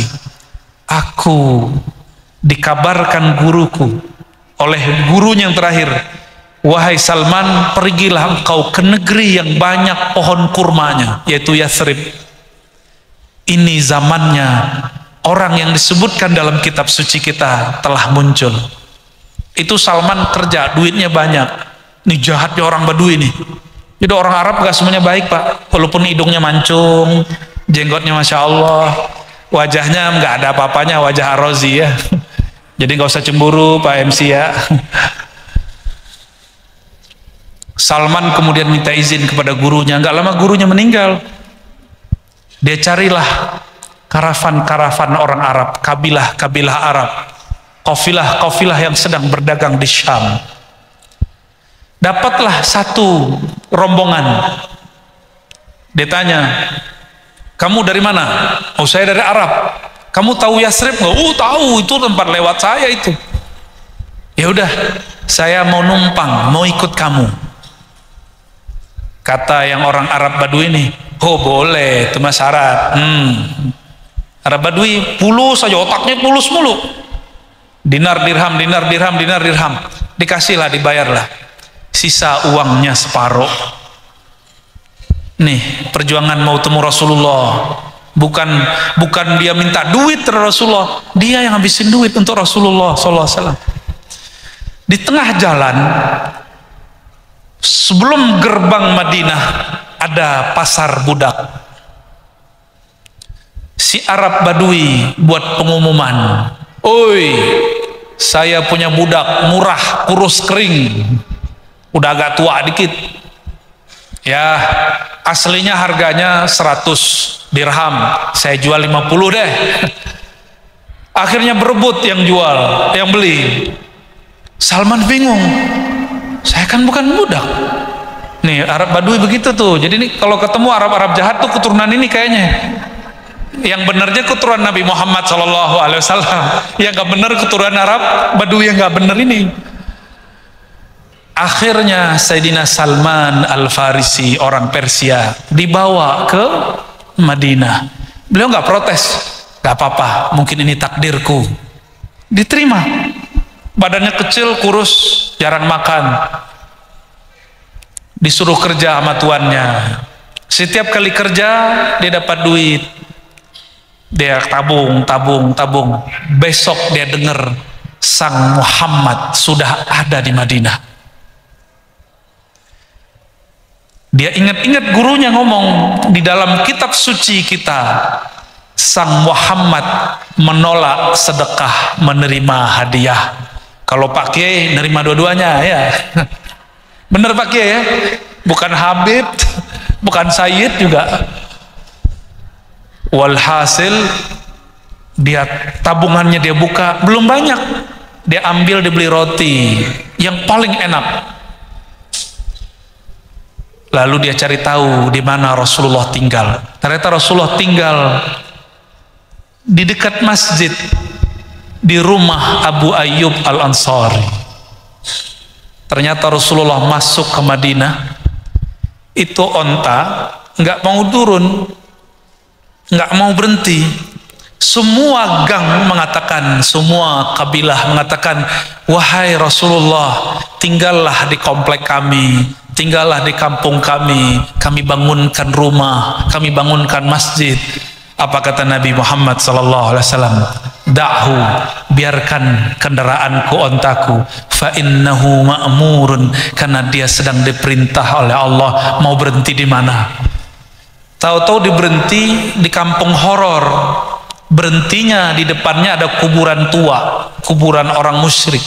Tanah di sampingnya milik keluarga Abu Ayyub Al-Ansari. Kok kuburan tua? Karena tanahnya tidak ada yang minat. Jadi Nabi ini kalau bangun masjid di tanah yang tidak konflik, ini pesan buat para kiai, bangun pesantren jangan di tanah konflik. seperti Rasulullah Sallallahu Alaihi Wasallam, ya. Jangan nafsu sama tanah. Rasulullah ditawarkan tanah berhektar-hektar, nggak minat beliau, tanah nggak bisa dibawa. Akhirnya baginda Nabi Muhammad SAW bangun masjid kecil di bekas kuburan tua. Itu kuburan dipinggir-pinggirkan, digali, dipindahkan. Rasulullah tinggal di rumah Abu Ayyub Al-Ansari untuk sementara waktu sampai kamarnya jadi. Salman Al-Farisi minta izin masuk ke rumah beliau. Dibawa, apa kata Salman? Wahai Muhammad, masih nguji, belum ya Rasulullah. Hei Muhammad, ini hadiah dari Al-Fakir Salman. Di samping Rasulullah ada Abu Bakar As-Siddiq. Waktu itu belum rumah Abu Ayyub sebenarnya. Langsung digeser. Padahal Rasulullah juga seorang manusia, butuh makan. Langsung digeser. Kul ya Abu Bakar. Makanlah wahai Abu Bakar. Kata Salman. Checklist 1. Wah, ini calon Nabi, bener. Jadi Salman ini orang ilmiah. Orang-orang ilmiah baru percaya kalau sesuai indikator ilmunya. Pertama, tidak terima hadiah, tidak terima sedekah. Besok beberapa hari lagi dia datang lagi. Nabung, terkumpul duit, dia bawa makanan paling enak. Wahai Muhammad, ini hadiah dari Al-Fakir Salman. Langsung Nabi ambil cowel dimakan. Bismillah. Selesai Nabi makan, Salman matanya berkaca-kaca, tangannya langsung ya muddu yadai. Faqala ashhadu annaka Rasulullah. Betapa bahagianya Salman, orang yang dia cari beratus tahun ada di hadapannya, makan hadiah darinya. Dia mengatakan, ashhadu, aku bersaksi engkau benar-benar Nabi Muhammad sallallahu alaihi wasallam. Rasulullah itu ayahanda ruh. Kalau kita lama tidak bertemu orang tua, rindu enggak? Bahkan banyak ini bapak-bapak yang sudah yatim nih ya. Udah yatim, Pak. Tahu-tahu mimpi ketemu ayahanda, ibunda, nangis enggak? Nangis kita. Bagaimana Salman ruhnya terhubung kepada ruh Rasulullah, bertemu Rasulullah, air matanya berkaca-kaca. Pulang dia terharu. Dia cukup gak perlu lama-lama dia bersama Rasul, karena dia masih bekerja, dia masih status budak.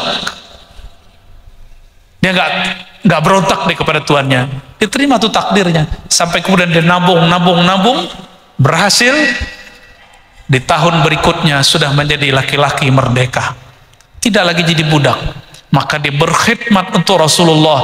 Jadi yang saya tahu, sahabat-sahabat mulia yang akalnya sempurna, mereka bukan datang kepada Rasulullah minta utangnya dibayarkan, penyakitnya disembuhkan, kecuali 1-2 saja. Tapi sahabat-sahabat ring 1, ring 2, justru mereka menghabiskan uangnya untuk Rasulullah. Mereka bersakit-sakit berjuang untuk Rasulullah. Mau seperti mereka? Mau. Maka kita sisihkan harta kita sebagian untuk menghidupkan sunnah Nabi Sallallahu Alaihi Wasallam. Jadi saya harap kajian ini tidak hanya seremonial, sepakat, tapi di situ ada oleh-oleh kita bawa pulang. Tahun depan saya tunggu kabarnya. Ya, semoga hidup. Kalau perlu dibuat festival Maulid, 12 hari 12 malam, ada Sintu Duror, ada Maulid Barzanji, macam-macam. Ya, semua diingat. Ya, semoga diingat. Itu tempat-tempat yang disebut nama Allah, nama Rasulullah di langit terlihat seperti cahaya. Jika masjid ini disibukkan dengan festival nasyid, solawat, itu sahabat malaikat-malaikat yang ada di langit, mereka nanya, itu tempat apaan tuh? Nanti malaikat yang naik turun namanya muta'aqibun, malaikat siang malam, kasih tahu, oh itu orang solawatan di Masjid Al-Musabaqah Subang. Amin. Ya. Kalau nama kita tertera di situ, insya Allah berhak nama dapat syafaat Rasulullah SAW. Apa itu majelis maulid? Majelis maulid, majelis yang di situ kita mengenang Nabi dan bersolat ke Nabi. Saya mau tanya, salawat itu ajaran Nabi bukan? Maka tidak ada lagi dalil yang dapat membid'ahkan maulid Nabi, karena di dalamnya ada salawat, salawat, salawat, salawat. Allahumma sholli ala Sayyidina Muhammad. Kata Maisarah Al-Fajr, wahai Rasulullah, kapan engkau jadi Nabi? Apa jawaban beliau? Adam bainar ruhi wal jasad. Adam belum ditiupkan ruhnya, aku sudah diangkat jadi Nabi. Udah duluan. Maka dalam hadis yang lain beliau mengatakan, ana awwaluhum nabiyyan. Akulah pertama nabi, tapi akhiruhum bi'san. Terakhir diutus. Maka kita membedakan makna. Kenabian itu sudah dahulu, tapi kerasulan umur 40 tahun baginda Nabi Muhammad sallallahu alaihi wasallam, dan itu tidak ada syakna. Namun jika disebutkan kata nabi, nabi saja itu bisa berarti rasul dan nabi sekaligus. Tapi kalau disebutkan bu'isa biasanya rasulan. Jadi kalau ada teks bu'isa nabiyan, maknanya nabi rasul. Ya. Baik, itu untuk tentu kepada para kiai, para ustadz, untuk kita semua. Nabi Muhammad sallallahu alaihi wasallam mengatakan kepada sahabat yang lain, di sini disebut namanya Irbad bin Sariyah. Wahai Irbad, tahukah kamu, akulah yang disebut-sebut Nabi Ibrahim. Nabi Ibrahim udah nyebut nama Nabi Muhammad sallallahu alaihi wasallam. Rabbana wa ba'ats fihim rasula. Udah disebut-sebut. Sebelum Nabi Ibrahim terus Nabi Nuh, sebelum Nabi Nuh Nabi Adam. Nabi Adam ketika beliau diusir dari surga, beliau sujud baca Rabbana zalamna. Tapi ada yang tidak disebutkan di Quran, disebutkan dalam hadis yang sahih riwayat Imam Al-Hakim, dan beliau mengatakan sahihul isnad. Apa kata Nabi Adam? Ya Rabb, ya Allah, Tuhanku, bihaqqi Muhammadin. Waktu itu manusia di bumi baru Nabi Adam, tapi Nabi Adam bertawassul menyebut nama Nabi Muhammad dan mengatakan bihaqqi Muhammad ya Rabb, dengan hak kemuliaan Nabi Muhammad, faghfir lana, ampuni dosa-dosa kami. Nabi Muhammad belum lahir, Muhammad bin Abdullah, tapi Muhammad Nabiullah sudah ada belum? Sudah ada. Ditanya oleh Allah, hei Adam, kamu tahu dari mana nama Muhammad sallallahu alaihi wasallam?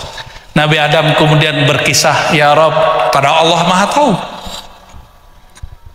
Ketika aku di surga, engkau bukakan hijab tirai arasmu, yang mana hijab itu tidak dibukakan kepada iblis, makanya iblis tidak mengenal siapa Nabi Adam. Lalu aku melihat di singgasana arasmu tertulis namamu dan nama nabimu Muhammad sallallahu alaihi wasallam. Maka aku tahu sejak itu pasti setelah namamu itu adalah orang yang paling mulia di alam semesta. Karena nama yang ada di aras cuma dua, Allah, Muhammad, nggak ada lagi. Nama nabi yang lain nggak ada kecuali di dalam nama Muhammad sallallahu alaihi wasallam. Lalu beliau mengatakan, singgasana aras itu mempunyai 4 tiang. Di setiap tiangnya tertulis la ilaha illallah Muhammadur Rasulullah. Baru zikir subhanallah, alhamdulillah, Allahu akbar, la ilaha illallah. Di setiap tiang. Ini yang cerita Nabi Adam. Nabi Adam ini kakek kita bukan? Yang di depan saya ini keturunan Nabi Adam apa kera nih? Ini Bani Adam apa Bani Kirdun? Apa Bani Azazil, Bani Iblis? Enggak ya. Kita semua Bani Adam. Kalau kita Bani Adam, Nabi Adam ternyata waktu nikah di surga sudah pernah menyebut nama Nabi Muhammad. Allah bertanya juga. Jadi itu pertanyaan Allah yang kedua yang tadi. Pertanyaan pertamanya, hai Adam, mahar kamu apa? Maharnya Nabi Adam sholawat. Ibu-ibu mau nggak disolawatin pakai mahar? Anaknya nggak mau ya? Nggak mau Pak. Ya, yang jomblo-jomblo modal sholawat nggak cukup kata ibu-ibu. Beneran Bu? Matre-matre juga nih ya. Nabi Adam pas bangun lihat di sampingnya ada perempuan cantik, kata orang Sunda apa? Gelis, gelis-gelis. Saya kalau gelis-gelis ngeliat ke situ Pak. Pak MC jangan cemburu ya. Nabi Adam hasrat laki-lakinya, beliau kesepian. Berhari-hari di surga, 1 hari di surga 1000 tahun lamanya. Sepi, temannya malaikat, pohon. Gak seru itu. Jadi punya teman malaikat ternyata gak seru bagi Nabi Adam. Nabi Adam itu butuh makhluk halus. Yang lebih halus daripada malaikat. Kalau kita pengen temenan sama malaikat ya, repot. Malaikat itu statis, kaku. Ya, tidak. Ibu-ibu kan nggak mau statis, maunya suami itu yang gimana? Nggak tahu deh namanya apa. Harus kursus dulu bahasa Sunda. Ibu-ibu ini kalau belanja ditanya mulu Pak, udah bu, kesel kan?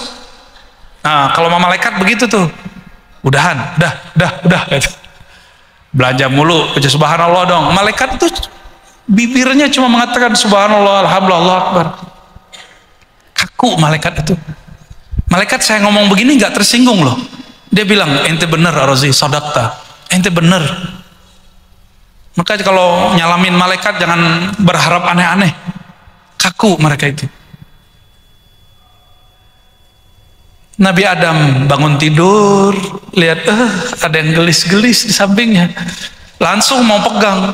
Mau kenalan, ta'aruf. Kenalan dong, Neng. Mau disentuh sama Nabi Adam, ditegur oleh malaikat Jibril. Adam, tunggu. Engkau jika ingin menyentuhnya, beda dengan salaman dengan malaikat. Malaikat mau guling-guling, mau malaikat boleh. Sama ini, mahar dulu. Di surga tidak ada yang lebih berharga kecuali nama Nabi Muhammad SAW. Imam Suyuti menyebutkan ketika Nabi Adam lihat surga, itu pohon-pohon surga, daun-daun surga, urat-uratnya kalau dibaca Muhammad, Ahmad.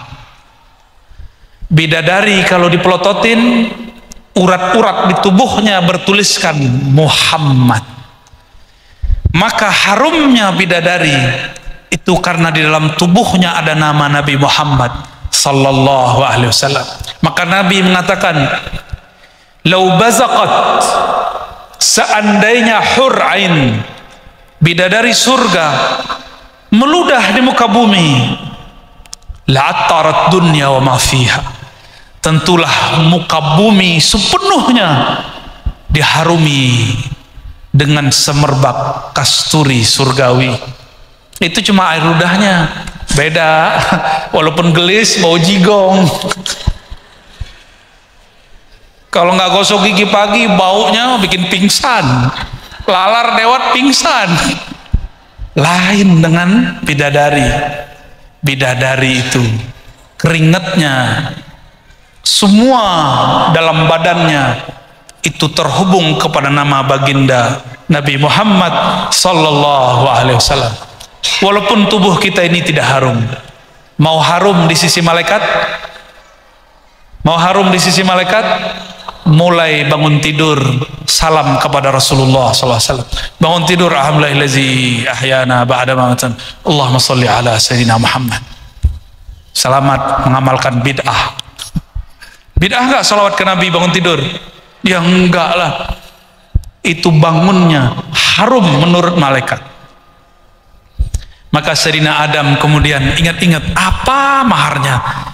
Dia ingatlah nama yang paling berharga setelah nama Allah, yaitu nama Nabi Muhammad. Lalu dia mengatakan, ya Allah, sholli ala Muhammad.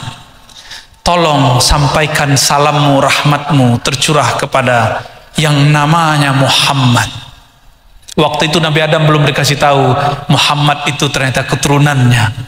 Betapa senangnya beliau. Ternyata yang disebut Muhammad itu nanti lahir dari keturunannya, bukan dari malaikat, bukan dari jin, bukan dari yang lain-lain. Maka maharnya Allahumma sholli ala Muhammad. Sahlah pernikahan mereka berdua.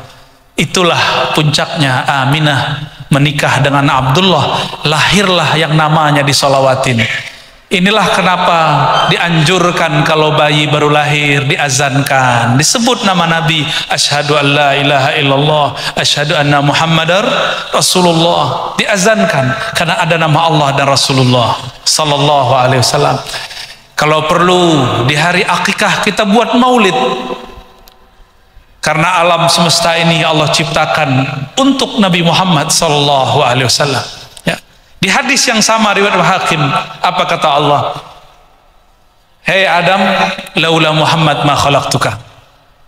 Kalau bukan karena Adam, kalau bukan karena Muhammad, hai Adam, aku tidak ciptakan engkau. Ini hadis disahihkan Imam Hakim, meskipun didhaifkan oleh ulama-ulama yang tidak senang dengan kajian maulid. Berarti kita ini ada karena ada Nabi Muhammad. Ini hadis yang sahih. Maka tolong para ajengan supaya maulid nggak dibedain orang, jangan pakai hadis palsu. Jangan pakai kalimat laulaka ma khalaqtul aflaq. Itu makna hadis barusan. Itu boleh disebut sebagai makna laulaka ya Muhammad ma khalaqtul aflaq. Kalau bukan karena engkau hai Muhammad, aku tidak ciptakan alam semesta. Itu maknanya sesuai dengan hadis ini, tapi itu bukan hadis sahih. Ya, ini sekedar untuk mengingatkan para ajengan biar tidak dibid'ahin orang yang doyan gizinya harus nyebut bid'ah. Nah, kita nggak usah. Baik. Nabi Muhammad sallallahu alaihi wasallam mengabarkan kepada Irbad bin Sariyah, inni Abdullah wa khatamun nabiyyin wa Adam munjadilun baina ma'id wa tin. Aku sudah diangkat menjadi nabi, sebagai penutup para nabi bahkan, sedangkan Nabi Adam belum dicipta. Inilah makna kisah barusan. Jadi saya mau tanya, lebih tua Nabi Muhammad atau Nabi Adam? Secara biologis Nabi Adam, secara hakiki Nabi Muhammad SAW. Dari mana saya mengambil lafaz ini? Dari hadis Imam Tirmizi, hadisnya sahih. Seorang sahabat namanya Qubath ibn Asyam. Beliau lahir beberapa tahun sebelum tahun fil, tahun gajah. Baginda Nabi Muhammad lahir di tahun gajah. Apa kata Ibn Asyam? Aku lebih dulu lahir dari Rasulullah sallallahu alaihi wasallam, tapi Rasulullah akbaru minni, lebih tua dariku. Semenjak hadis ini berkembang di kalangan sahabat, maka seorang sahabat yang bernama Ibnu Asyam tahu meskipun secara biologis lebih tua, secara hakiki dia lebih muda. Ya. Kalau kita ini keturunan Nabi Adam, Allah mengatakan ke Nabi Adam, menegur Nabi Adam, aku ciptakan engkau karena Muhammad. Berarti kita keturunan Nabi Adam terlahir karena Nabi Muhammad sallallahu alaihi wasallam. Bersyukur nggak? Bersyukur. Bapak Ibu, para masyayikh, para ajengan, para umara, para ulama. Rasulullah itu, kata Imam Ghazali, jami' bainal mulk wan nubuwah. di dalam dirinya tergabung dua sekaligus, dia pemimpin plus juga seorang nabi. Tapi imam-imam setelah beliau, ada seorang imam namanya Abu Hanifah, diminta hanya jadi ketua hakim agung, langsung nolak. Apa kata beliau? Innallaha la yajma' bainal ilmi wal mulki. Allah tidak pernah gabungkan derajat ilmu ulama dan derajat umara.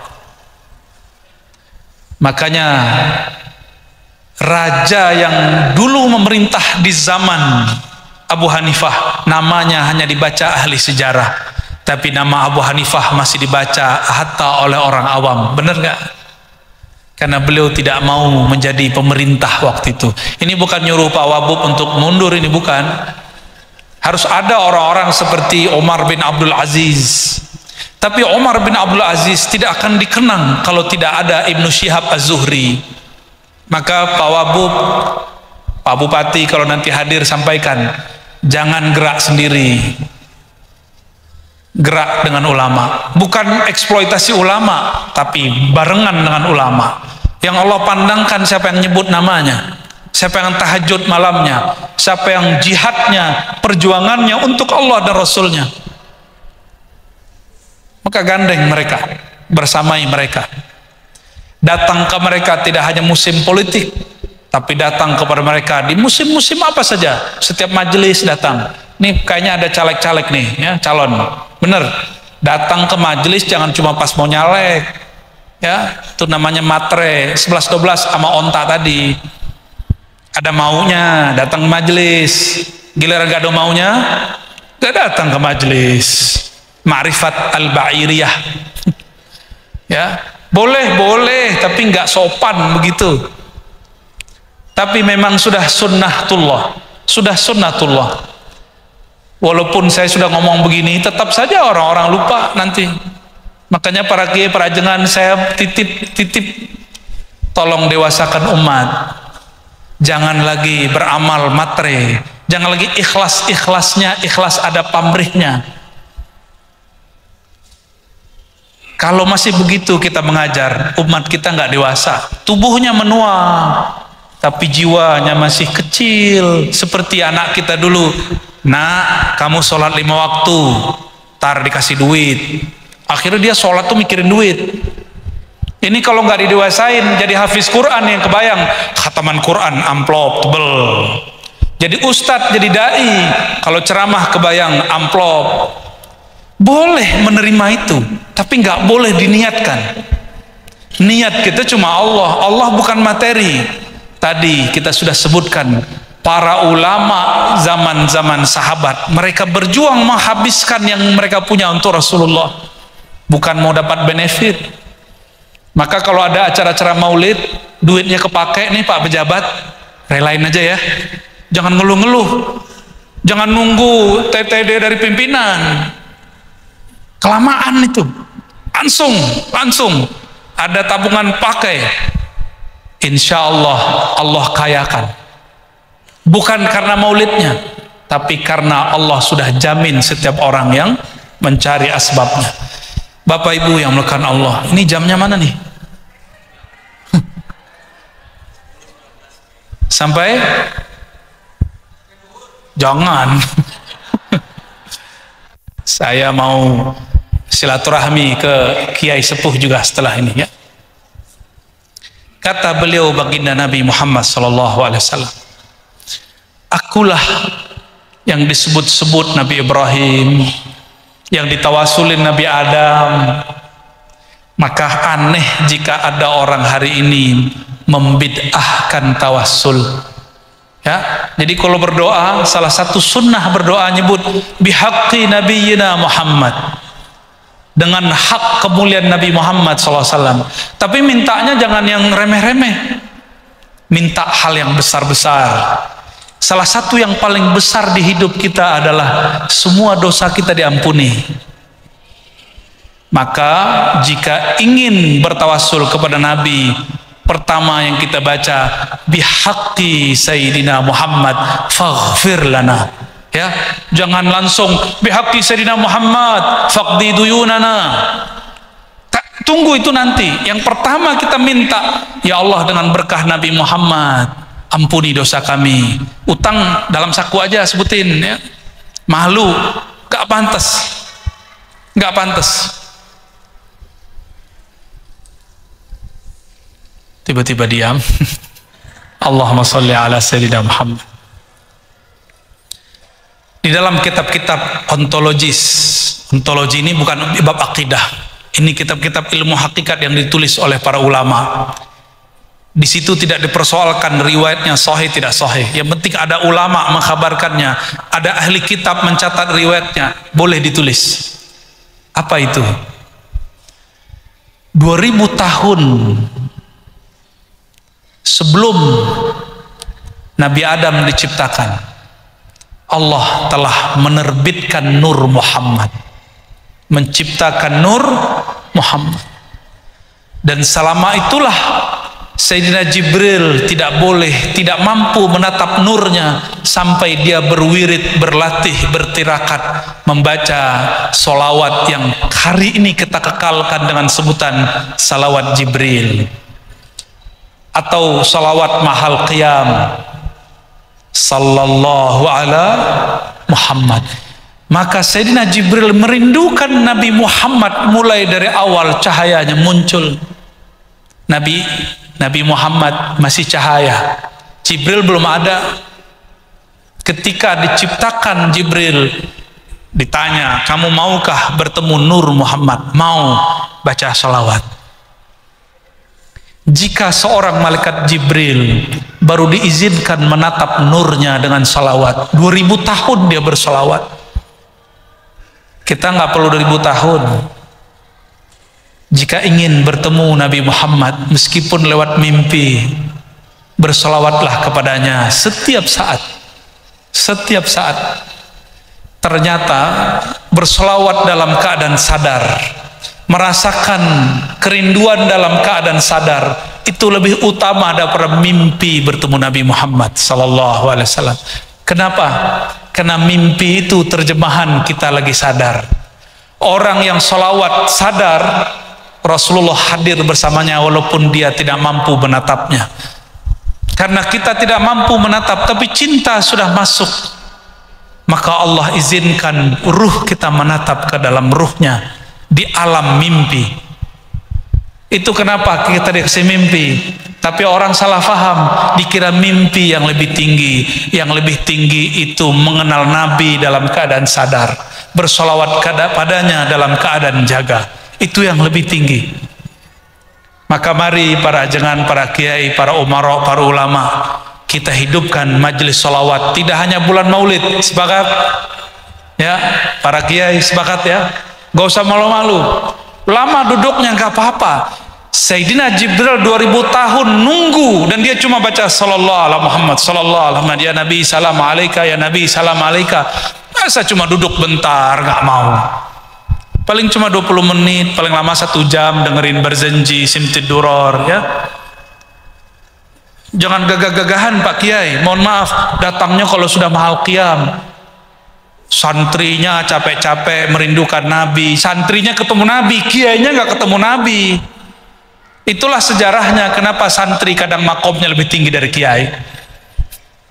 Kecuali kiainya dulu kerjanya salawat terus, nggak apa-apa, dia datang kapanpun juga boleh.